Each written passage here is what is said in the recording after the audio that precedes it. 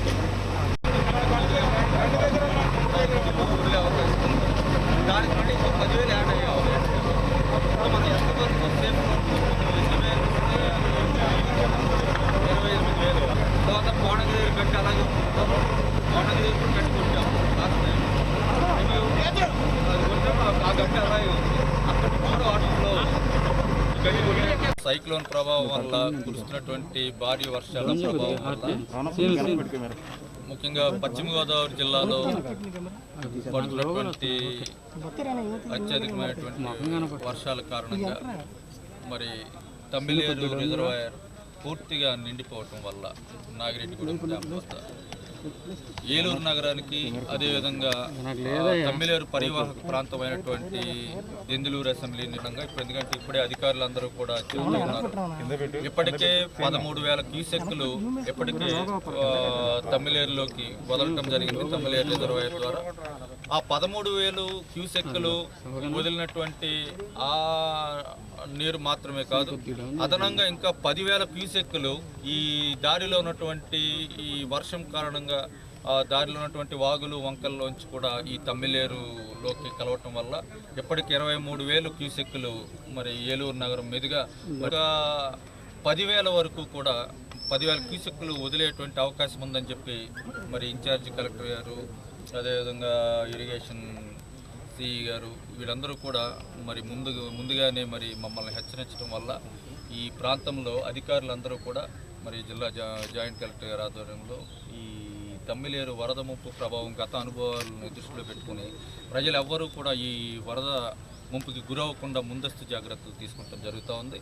అలా అంతకుముందు ఇటువంటి వర్షాల కారణంగా సైక్లోన్ ఎఫెక్ట్ వల్ల అంతకుముందు కూడా ఇటువంటి ఈ వరద ముంపు ప్రమాదం ఏలూరు నగరానికి అంతకుముందు వచ్చినప్పుడు ముందుగానే జాగ్రత్త పడి అప్పుడు కోణంగి గ్రామం దగ్గర గండి కొట్టడం జరిగింది.